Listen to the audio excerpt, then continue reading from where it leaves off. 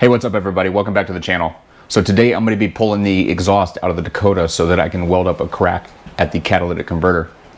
So the last time I had this thing out in the desert, which was New Year's, and I'll put a link up to that video right here so you can go check that out.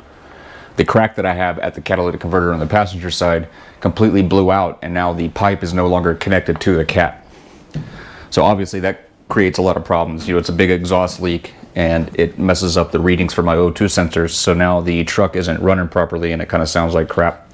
Now, it is slightly possible to weld the exhaust while it's in the vehicle, but that's actually really hard to do because the clearance that I have to weld underneath the truck is actually really tight, and it would be really difficult to get that done. So the best option for me is actually to pull the exhaust completely out of the truck, and I'm going to take it so that I can weld it up outside of the vehicle. I don't have a whole lot of light, but I'll show you what I got to do.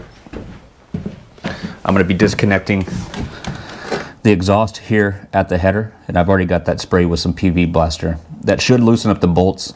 It shouldn't be too difficult to get off. If it ends up being a problem, I'm going to come back with a torch and heat that up.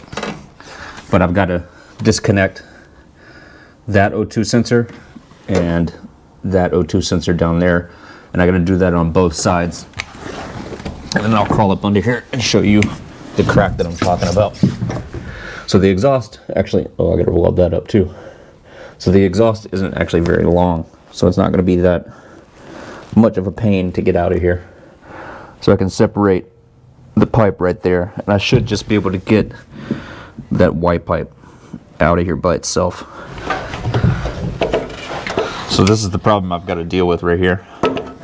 You can see that the pipe completely separated from the cat here, and then that gray stuff is that exhaust repair that I put on there in my last trip, and you guys can see that in that video. But the first thing I'm going to do is attempt to disconnect these O2 sensors, which is actually kind of a pain in the butt because those connectors are stuck pretty good.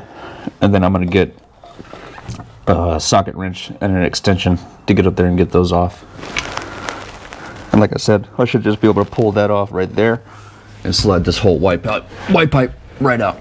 And I think while I have the exhaust out of here, I'm actually going to go ahead and replace those O2 sensors. I don't really need to, but I have them, so I'm going to go ahead and replace them. And I've got a new coolant reservoir coming. I'm going to replace this OEM coolant reservoir with a shorter one so that it doesn't hang down as far, and I don't have this problem with it breaking. The last time I took it on my way home back from the desert, the last time I went out, I had a gas can, one of those metal jerry cans, slide over and crack the bottom of this. This is the windshield washer reservoir, but it also got the coolant reservoir. You can see it's kind of cracked right there. And it covered the floor of the trailer in coolant. So I'm going to replace that with a much shorter one, so I don't have to worry about catching that thing on rocks anymore. And the one I got coming is coming from Amazon, so it's a pretty generic one. And it shouldn't go any further down than where my hand is right now. And I should be getting that today. It's already been delivered, but my wife is picking it up now. So I'm actually going to, if I still have time after I get the exhaust out, I'm going to pull this reservoir out also. And one of the big reasons why I'm doing all this right now, well, one, because I need it fixed. Two, is because I've got another desert trip coming up on April the 15th for Easter weekend. And I need this truck ready to go before I'm going to go ahead and get in there and start pulling that exhaust off. I'm going to disconnect the O2 sensors first, and then I'm going to crack those bolts loose. All right, so I just finally got the O2 sensors disconnected. The connectors are really, really tight, and one of the connectors on the driver's side was actually shoved up on top of the transmission, between the transmission housing and the transmission tunnel. But anyways, I got the O2 sensors disconnected, and now I'm going to start disconnecting all the bolts and get that white pipe out of there. So I will show you guys that when I'm done. So I got the white pipe out of there, and I struggled a little bit on this side. This is the passenger side. This is the one that's cracked. The bolt was seized up, so I actually had to cut that bolt out of there, and I also cut this bolt out of here. On this side, the bolts weren't seized up. They actually came out really easily, but I started cutting them anyways, and I made a huge mistake, and I'll show you what happened. I started with just cutting those bolts out, which I definitely shouldn't have done. I should have put a wrench on it first just to check, but I ended up rubbing on this brake line here and putting a hole in it. So now I have to replace this brake line. This brake line goes from the brake master cylinder up here down, and this is where I broke it and I rolled it up so it'll stop leaking. But it follows this brake line down here, and this goes all the way back to the rear, and then somewhere in the rear, I think on the rear axle, it actually splits and goes to both sides. The one that broke goes to here, to this little splitter valve, and it divides the brake lines up to the left and right side. So I messed up the brake line that goes to the front. So right now the truck has no front brakes. So that was a huge mistake, but that's okay. Like I said, I got this out, and you can see that it was just, if you can tell, I mean, I know that gray stuff is on there and it's in the way, but the weld broke that goes over the two pipes. So the existing pipe right here slides into the cat, and then there's a weld over it. So I'm going to grind all that old weld off and then redo it. And I also got these O2 sensors loose. They were actually really easy to get loose. So I also got the coolant reservoir, the one that I ordered from Amazon. My wife made it back and was able to give it to me. And that's how it's going to go. I'm going to mount it right here. I'm going to do some self-tapping screws right here. This line comes out and it hooks up to the bottom right here. And then if there's ever an overflow, it just drains out like this. And I don't know if it's the same capacity, but the minimum level on the other tank is well within this tank's capacity, so it shouldn't be an issue as far as capacity goes. So now that all of that's done, I'm going to clean up and get all this stuff out of here. This is going to have to be done sometime this week. I'm definitely not going to have time to do that tomorrow, or probably even the next couple of days. Well, I'm going to try to get it done this coming week. And then before I put that back in the truck, I'm going to go get some new bolts so I can bolt up the cat flanges to the header. I don't know when I'm going to be able to put that back in the truck. Possibly next Sunday. It might take me a week to get it back in, because I got to move next Saturday, so I'm definitely not going to be able to do it then. I'm not sure when I'm going to be able to do it, but soon. As I said, I got a trip coming up on April 15th, so I need all of this stuff done before I go on that trip. I think tomorrow, but I'm going to actually move this trailer tomorrow. I'm going to be trading spots with the guy that has the container next to me. He's got another fifth wheel in the storage area, and he's trying to get rid of it, but he wants to bring it next to his storage container right here, so that he can transfer stuff in and out of it easier than walking across the storage lot doing that. So I'm going to trade spaces with him tomorrow, temporarily. I'll probably be there for like a week. After I move this trailer in the morning, I'm going to go out to the auto parts store. I'm going to get that brake line, and I'm going to come back and fix that. All right, so I will catch you guys in the next step of this process. All right, so it's the next morning, and I'm going to be leaving soon to go get that brake line. I was looking around online last night, and I actually found a 2005 Dodge Dakota in the junkyard, and I'm kind of interested in seeing what all that truck has on it, and maybe any other things that I might want to take off of it. So I'm actually going to go down there and check that out real quick, and while I'm there, I want to take the brake line off of it. It's a little bit easier because the brake line is already in the same shape, and it's already flared, and it's got the same size B-nuts on it and everything. There's no guesswork. I just pull it off and put it on. So, but before I get going to go get that brake line, and before I go down to the junkyard, I'm going to be moving my trailer in storage, as I mentioned yesterday. I'm going to be swapping out with the guy that's next to me. and then I'm gonna get going down to the junkyard, and I'll take you guys and show you. All right, what's up, guys? We're here at the junkyard. It's called LKQ, and we're Southeast San Diego County. I am in my toolbox right now. I'm just gonna get a few tools, just in case I see something that I want. I'll be able to take it off. So you can see here, there's the entrance right there, and it's like usually a cash fee, like $1 or so, or like $2 to get in there. So I'm gonna cut the camera off, and then I'm gonna go pay and go in, and I'll pick it up from there. All right, so you can see the lettering and numbering on the side of these vehicles here. I'm looking for,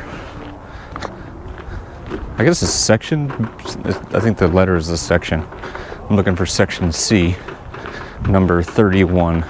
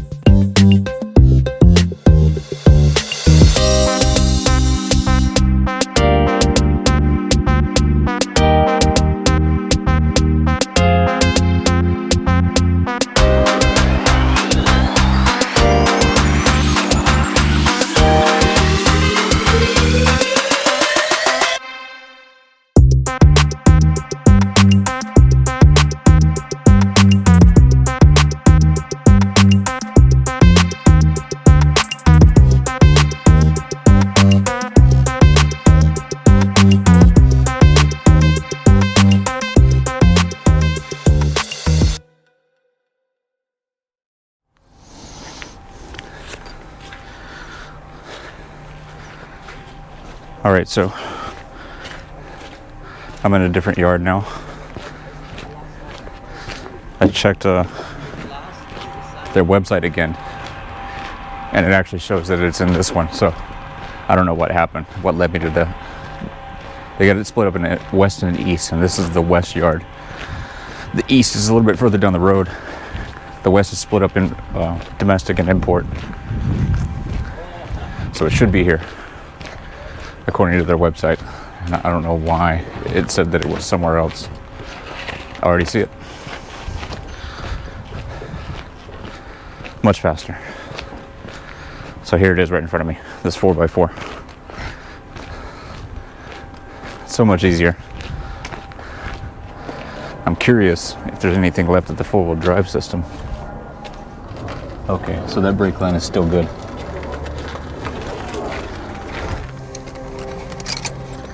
So we're taking this line right here, and hopefully it's not too tight. Oh yeah, that's good. And I'll clean it up a little bit better when I get home.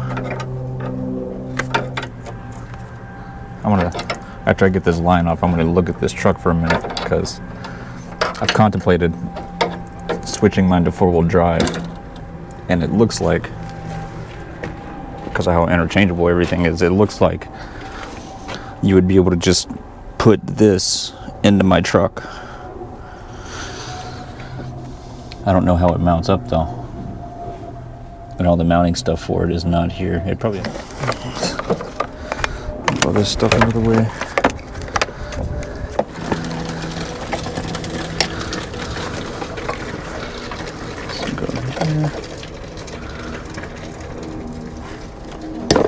Sweet, it came right off. So you can see I'm taking it off right here. This has got to go.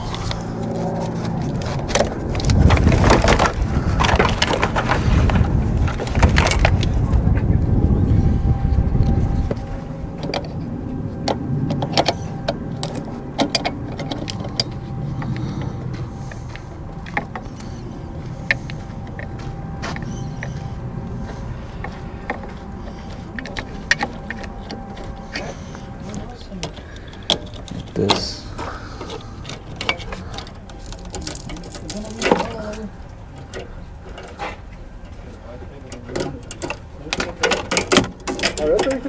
There we go. All right, so I'm done. I'm getting out of here. I'll see you guys when I get back to the trailer. All right, so I'm back here in my trailer and I'm about to get this brake line installed. I'm going to try to do this kind of quickly because the rangers here are kind of harassing me about being in the storage for too long.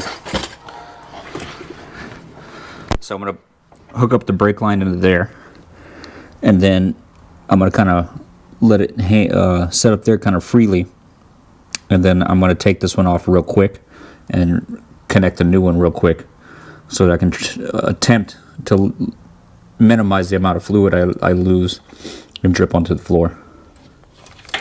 And then I'll just kind of loosely put this guy in there. There we go. All right, so I actually got that screwed in. So I actually will be able to just transfer the line real quick. I'm gonna get that wrench. Sweet, that's gonna be easy to get out of there. Oh yeah, that comes right out.